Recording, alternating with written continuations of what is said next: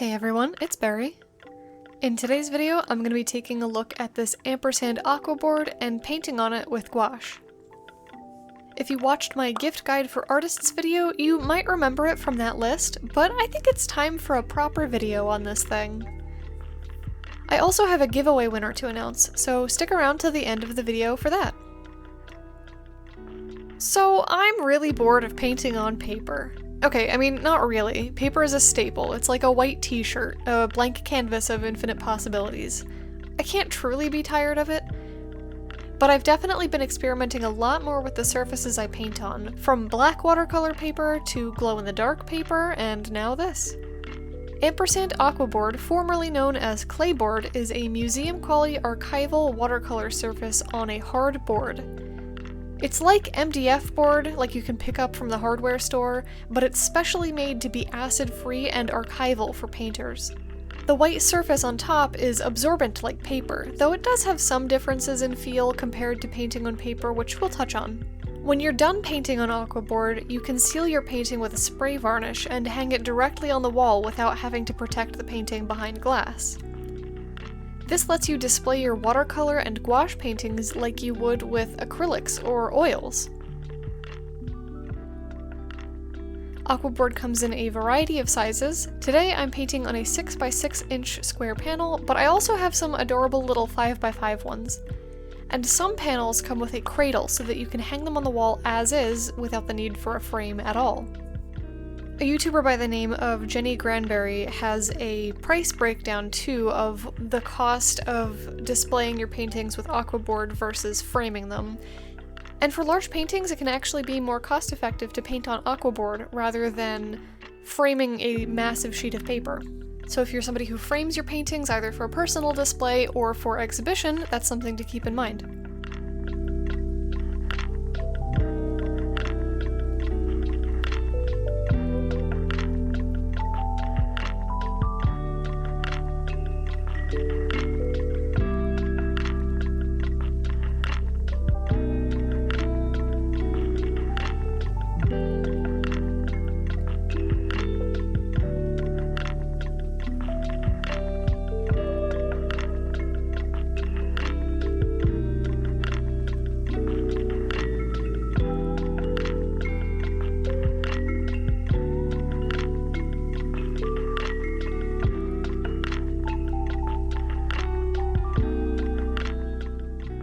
I mentioned painting on Aquabord is a bit different than painting on paper.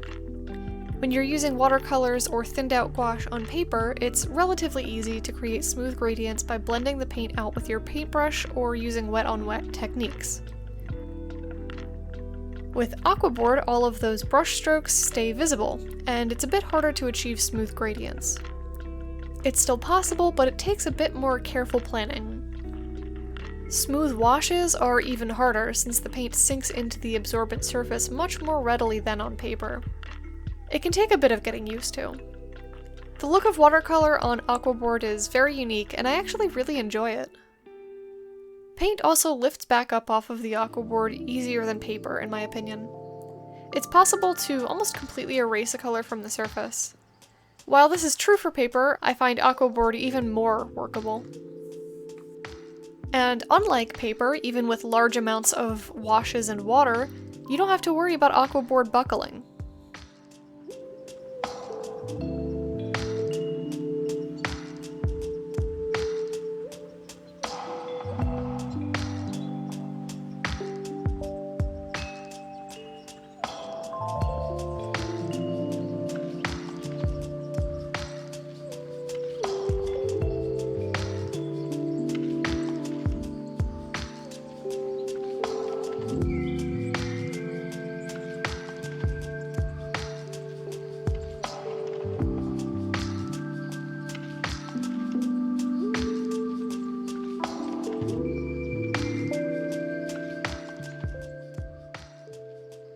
If you're enjoying this video, tap the like button for me and make sure you're subscribed so you don't miss any videos in the future. I'm actually really close to hitting the monetization milestone, and while that's never been an explicit goal for this channel, it would really help justify the amount of time and effort I put into these videos. Plus, I'd be able to try even more new art supplies for you all. If you want to help out, share this video or my others with people you think might like them. I appreciate y'all.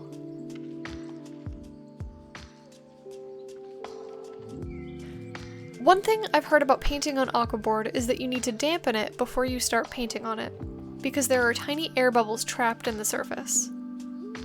Wetting it beforehand will cause all of those bubbles to rise, and then you can paint on the dampened surface, instead of painting on dry Aquabord and having the bubbles rise through your colors, which can cause a speckled look on your artwork. I don't find this a big detriment, and honestly, I haven't even noticed any speckles when using gouache, so it might just be something that watercolor artists have to keep in mind due to the medium's transparency. When you do wet Aquabord, I've noticed it slightly darkens in color, and then when it dries again, it will lighten back up. So you might have this interesting phenomenon where you think your paintings are darker than they are, but when they dry, they're actually a bit lighter, and you might have to go in with more layers. Again, I find this is something that you only have to really worry about when you're using watercolor, because A, gouache already does that. It already dries lighter or darker or a different color than it was when it was wet. And B, it's opaque, so you don't notice the darkening of the surface underneath the opaque layer of paint.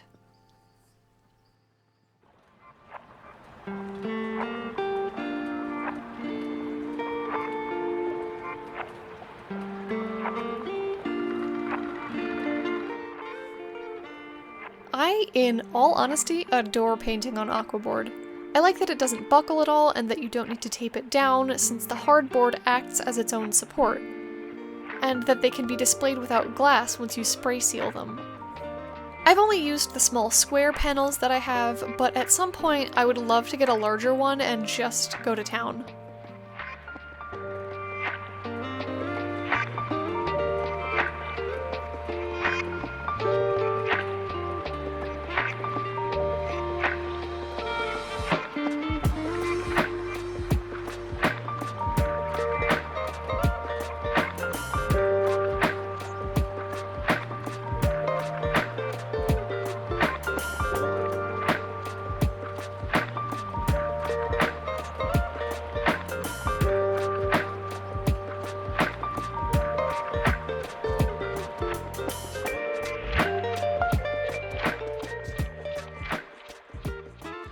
In my last gouache video, I announced a giveaway for prints of Growth from Within and Abundance in Stasis, and now it's time to pick a winner.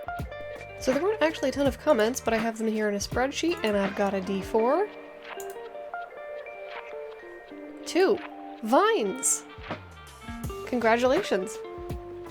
I will get in touch with you right away. For everyone else, prints of Abundance in Stasis and Growth from Within, as well as the original painting on Aquabord from today's video, stickers, journals, and much more are all available now in my online store. The link will be in the description.